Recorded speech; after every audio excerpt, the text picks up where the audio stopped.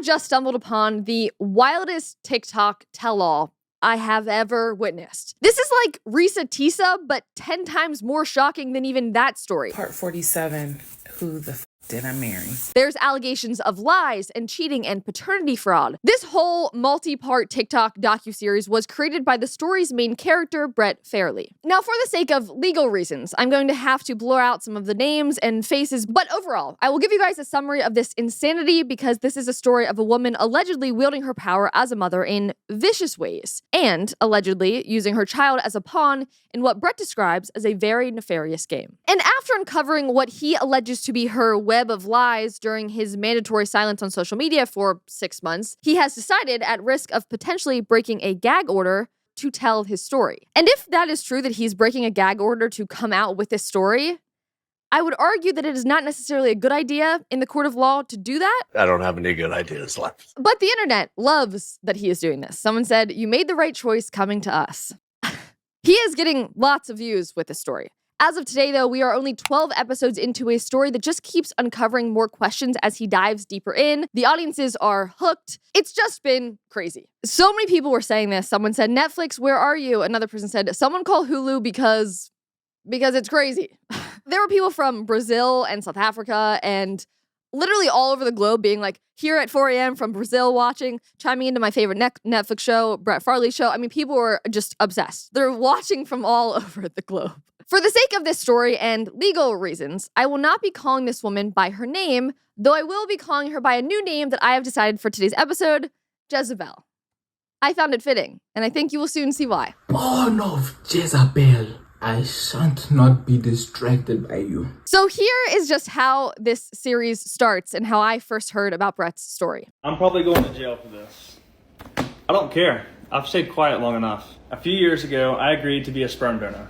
She said she just wanted the Why? baby and not a relationship. I was young and naive, and I trusted someone that I shouldn't have. When she told me she was pregnant, I congratulated her and moved to California. I thought that was the end of it.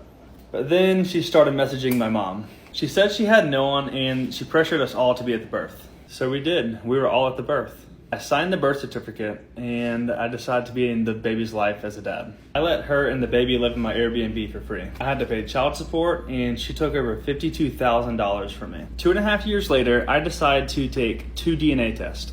Both of them said the same thing. I was not the father. When I shared the results, she said that I was lying and that we tampered with the test. She filed a restraining order. A judge silenced me and made me remove all my posts based on this claim that I was actually the father. Here is the court-ordered DNA test that I had to request, and it confirmed again I am not the father. And while I was silent, she kept going. She was changing dates on photos, spinning stories, manipulating people online. Some people believed her. But while she was doing that, I was uncovering the truth. So that's how it started. I'm in. I'm invested. Colton's learning about this for the first time as we go through this script, and you're invested. You're hooked. I'm ready. Same. That's all. I was like, well, okay. I saw the chart, all these blank spaces that were clearly about to be filled, and I was hooked, as was the rest of the world. One person said, "Man comes with receipts," and he responded to that and said, "Every single one of them believe that." Someone else said, "I had to borrow a pardon to beg because what?" Yeah, this is how you clear your name and take no prisoners. Another person said, "I think every dad who gets a negative test should receive all their money back they paid in child support. That's insane," with over 200,000 likes. There are so many elements to the story that are just insane. And then once I saw part 2 of this docuseries, I was fully locked in to see how this played out. Here's part 2 of my side. Apparently, I've been in a full-blown relationship I wasn't even aware of. And I had a one-night stand on December 12th, 2020. Don't do one-night stands, folks. She was in her 30s and I had just turned 24. And let me say this slowly for the people in the back. We were never in a relationship. She wanted more and I didn't. So instead of taking the L, she turned into a full-blown homie hopper, like back to back. I wasn't even discreet about it. She just went down the roster like it was her job. I guess the logic was, if I won't date her, maybe I'll change my mind after I watch her hook up with all my friends. Bold strategy. A homie hoppers, okay. In case you think I'm still lying, her own cousin confirmed that we were never together. I'm sorry, Hadley. I know you hate this picture, but Hadley is his current girlfriend, which we'll get into in a bit. this is the time that asked me to be a sperm donor. So she doesn't want to do IVF, and I'm convenient because we've already slept together once. She says she wants nothing from me, and instead of doing the smart thing and walking away, I said yes, because I was 24 and apparently thought the best use of my time was becoming a discount sperm donor for someone that I wasn't even texting back. Oh gosh, why? She said, no strings, no drama. I just want a baby. I was like, sounds easy enough, I can do that. I really thought I could just sleep with her and help her get pregnant, and then go back to business as usual. Like, thanks for stopping by. Good luck with the whole parenting thing. Top tier, dumb behavior. I own that, I know it, but I genuinely believed her when she said it would be simple. No drama and no strings attached. That's not what happened. No shit. No shit. I don't like to swear, but in this situation, I can't think of another word. Why anyone would think that is a good idea on so many levels is mind-boggling to me. Honestly, at first, when I was watching this series, I kind of just skipped over that part, like, yeah, that's a really stupid thing to do. But the more I've thought about this, the more angry I've gotten at that particular part of the story because it's just so absurd. He knew that he would be creating a little human, and that little human would then not have a father. Because he is moving to California and he doesn't care and she just wants a baby. A baby is not just a thing, like you don't just go buy a purse. I'm not just gonna help her buy a purse. It's a human being. It's supremely stupid. I'm glad he acknowledged early on how stupid of a move that was, but stupid and a dumb behavior, like that doesn't even, it's another level of stupid. You're stupid if you go and do something when you're 22 24 and willingly getting a girl that is just a random one-night hookup from his hometown pregnant, knowing who she is, and being like, yeah, but you don't want me to parent, right? Because I'm about to leave to California, and that's exactly what happened. Sort of. There's more. This whole situation is just not natural. And so I'm unfortunately not surprised to see this play out in this dramatic, horrific way that it is. But to just pause, I want to talk about something that is natural, and that is Balance of Nature. With Balance of Nature fruits and veggies, there has never been a more convenient dietary supplement to ensure that you get a wide variety of fruits and vegetables in every single day by providing 31 different whole fruit and vegetable ingredients. Balance of Nature takes fruits and vegetables, they freeze dry them, turn them into a little powder, and then put them into a capsule. Then all you have to do is take your fruit and veggie capsules every day, and your body knows exactly what to do with them.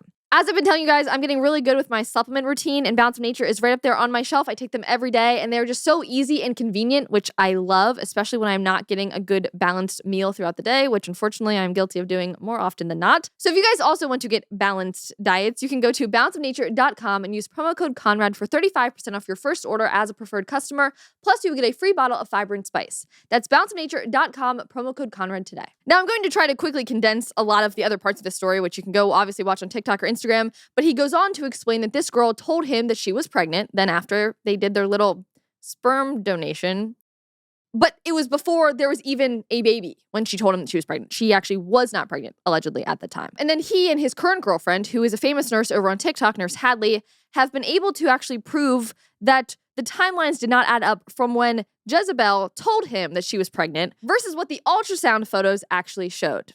So it's pretty nice that he's dating a nurse who would be able to know that and then know women's cycles and how this all works, because he learned all of that for the first time here recently. Sperm donation is such a sleight of hand trick to call it that, because you're calling it that because it holds all of the assumptions that this is a legal process, that you have no attachment to the kid, when in reality that's not at all the case. Yeah, that's true. I think they had some agreement, like a written agreement, but that doesn't actually stand up once there's a child involved. You can't just say, oh, yeah, it's not going to be my kid because I'm saying now it's not my kid. And then mom goes, yeah, not your kid. That piece of paper doesn't stand long term. Now, by this time in the story, Brett had moved away to California, which he had told Jezebel he was going to do after he got her pregnant.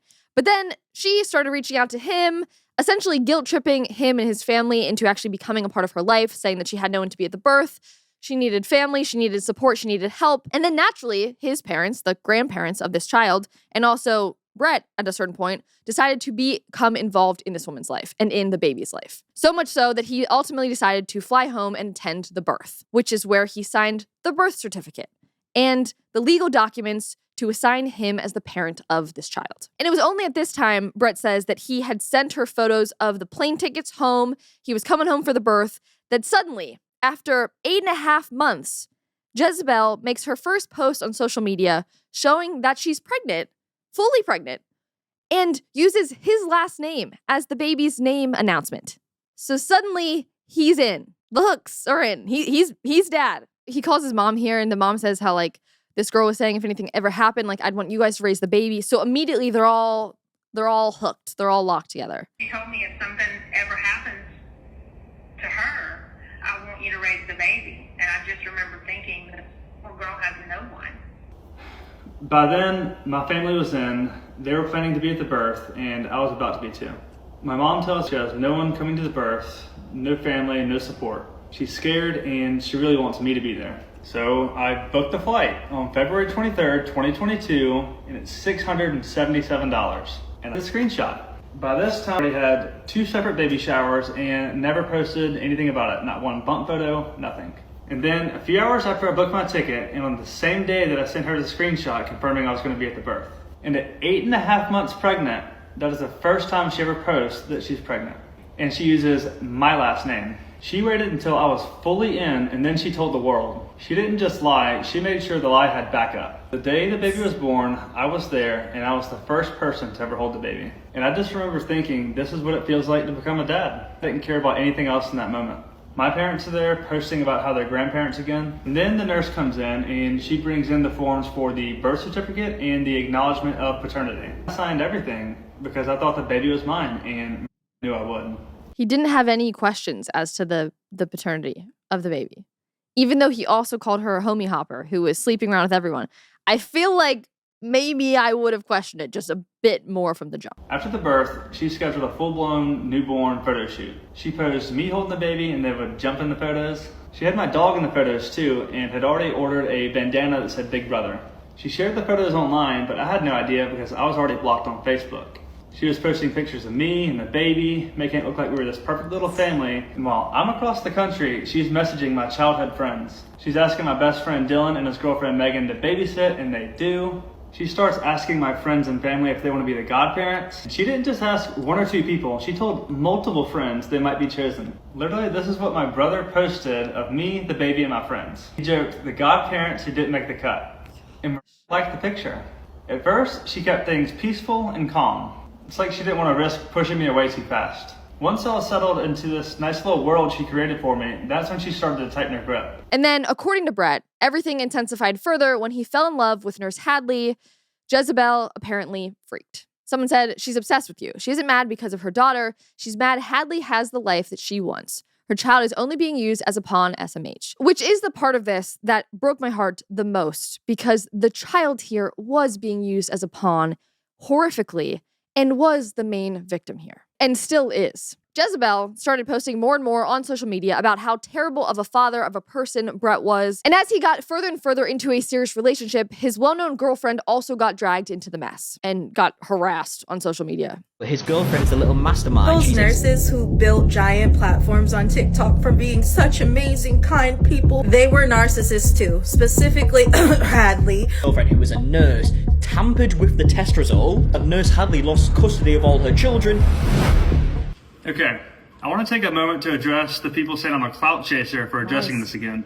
This became an entirely different battle for me when they attacked Hadley. When I originally shared my story to clear my name, through her cousin, came online and spread horrible lies about Hadley. They said that she lost custody of her kids, that she was a felon. Now, for context here, he did share this story back in October, I believe, or at least tried to on social media. And ultimately, he had to take down all the posts. There was a gag order set in place, so he could not talk about his story until now, which I don't know why he would have taken it down then with the gag. The harassment has gotten so bad, he was saying, that he's like, screw it, I'm going to tell my story. Is he breaking a gag order by doing this? Potentially, which is risky and a weird move because he could be held in contempt in court for doing this.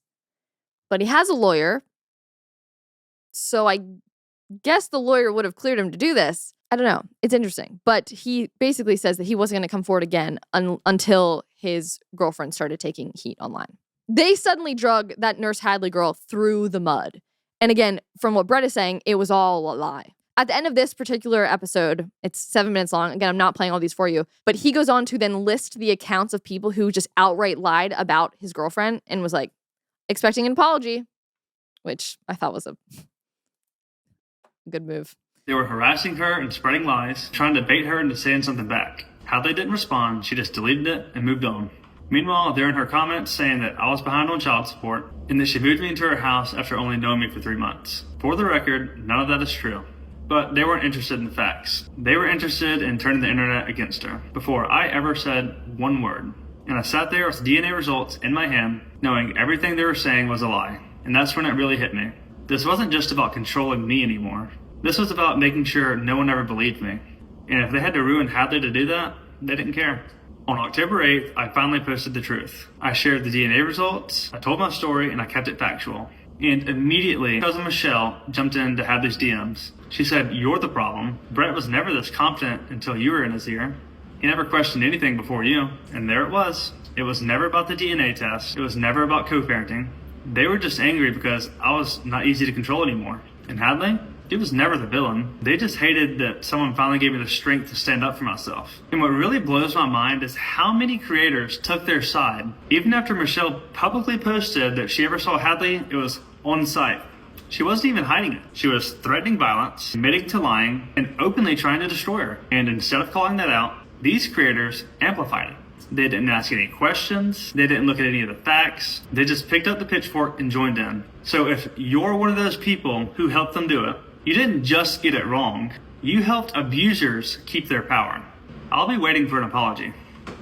Jezebel and her family did have power over Brett for years, but he credits Hadley for being the one to empower him to stand up to her and ultimately to take the step of actually getting a paternity test. One that he didn't even think he ever had to do because he always just assumed, of course, this was my child. But it was only then that he realized that this child that he's grown to love was never his to begin with. Now he's talking about the part in the story right after he took the test. By July, I was done. I told her, if you're not going to follow the agreement, neither am I. And so, I quit paying her. I asked her if I could keep the baby. She said, once you pay, then we can discuss. So things had been getting ugly.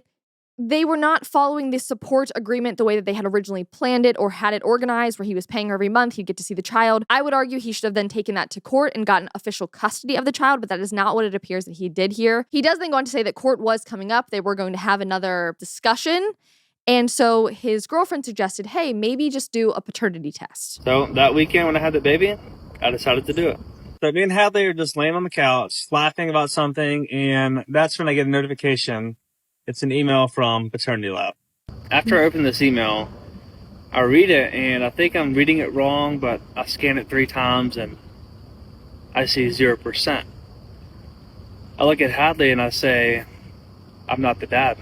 And I just drop my phone. You know, she starts scanning it, you know, and zooming in, and I'm over here just with my hands over my head. She looked at me, and she said, you're not the dad, and it just felt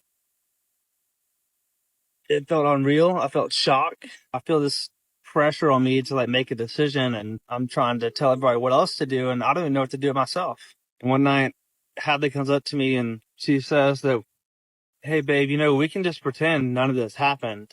Whatever you want to do, I support you 100%. And after thinking on that, like, it was definitely an option. No one else knows. We could just go on, continue with our regular lives. I wasn't thinking about and how she treated me at this point. It was just me thinking about my relationship with my daughter. I think 2 days went by, and all I could think about during those 2 days was how unfair it was that the real dad had been robbed of all this time with her, all those special moments that I spent with her.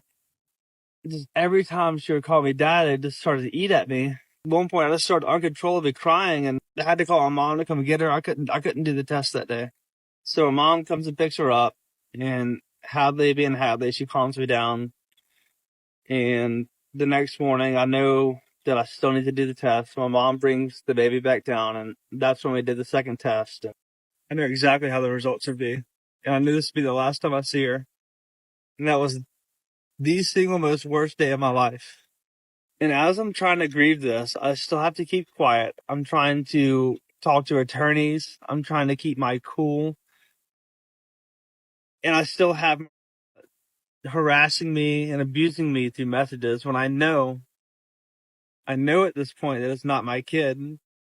Heartbreaking, both for him, but also for the child here. When he said like that was, I knew that would be the last time I'd see the child. Like, why? Technically, you would have rights to that child still. That's where it gets a little dicey. From, again, my dad's bug in my ear of being like, if he loved that child, he still has every right to be in that child's life for the rest of her life. I cannot fathom what emotional and physical toll a realization like this could have on someone's life. But what I found was the scariest part of this very bizarre story. According to Brett, Jezebel knew all along that he was not the father. And that is the part of this story that is utmost sickening. But she allegedly knew all along, again, as Brett's videos go to show, I'm not going to get into those, but he goes through a very detailed listing of why he believes that she knew. He allegedly finds the real dad, whom, according to Brett, was in a married relationship when he got Jezebel pregnant, which only leads to a motive as to why they maybe made Brett appear to be the father so that this guy didn't get in trouble. I mean, it just gets so dark. It gets so twisted. He goes on even to find details about the people harassing him from Jezebel's inner circle, people who have harassed him to the point that he's filed criminal charges against them. It's so messy, but it all just breaks my heart so much for the child especially. He made a huge mistake by ever agreeing to just be a sperm donor. By definition, he was willingly creating a single mom and didn't think twice about it. And I know he was younger at the time, but that is still a disgusting, wrong decision to make. I mean, it's just wrong and disgusting that we've come to accept such flippant terms for establishing families and for laying the groundwork for a child to come into a world on such unsteady ground. Why is that even okay in the first place, that you just ask some stranger for a sperm donation? I mean, what are we living in? On a technical level, there are also laws like paternity by estoppel that requires fathers who may not even be biologically the father to maintain fatherly duties for the sake of the child, or the fact that the father has played a fatherly role for years. This whole story, and given the age of the child, who I believe was 2.5 when all of this was discovered, it opens up a million other cans of worms, and I do not know how the situation will play out in the court of law. As for the alleged paternity fraud, if true, which again, that is if Jezebel actually knew all along that he was not the father and played into this anyways, it's evil and sickening that anyone would knowingly lie to a man about something as precious as his child. It's so sick. It's so sick, and I hate that the women have the power to wield something like that. At the end of the day, the woman would be the one to know who could potentially be a father. Who has she slept? Which is why one person said, mandatory DNA testing on behalf of the children and father needs to be a thing. That was my thought right away. Why was this not done? He said, I'm going to get that law changed. It appears that he's now trying to work on things to get protections in place for fathers, for children. We'll see kind of how this all plays out. I do hope that he is able to right some of the wrongs in his life by saving others from going through similar battles, teaching about paternity fraud, talking about that kind of thing, but also to start, don't encourage men to do something like this. I actually called my dad, who is a judge. He used to work on family court, so he dealt with matters like this very, very often. And he said that, at least for his state, it is basically common practice the second that there is custody or support being discussed, paternity tests are done just to confirm that all parties are who they say they are. And he was shocked to hear this story and realize that that hadn't been done. That seemed like a no-brainer even to him, that was kind of step one. Now, I do think it's important to note that we are only hearing one side of this story. Maybe Jezebel has another perspective on this or has other thoughts to share. Daily Mail did reach out to her, and she simply said, I think things will come to light, saying that karma was coming for the 28-year-old, meaning Brett. She declined to comment further due to the gag order. As for Jezebel, if this is all true, it is truly a wicked thing to do on all fronts. And frankly, I do not understand how something like paternity fraud is not a crime. If she knew, which according to Brett, she did know all along, then that lie is fraudulent and destructive to every person involved, both to Brett and even more so to the innocent child whose hands are completely clean in all of this. Shame on her. We need to do a better job in society of reestablishing the sanctity around family and around procreation. It's dwindling fast, and I fear that we will continue to hear more stories like this in the future. Thanks so much for watching today's episode. If you want more content like this, make sure to subscribe to our channel and like this video if you enjoyed it. And last but not least, if you want more content, you can also follow me on my personal pages as well as our new comment section Instagram. See you guys in the comments.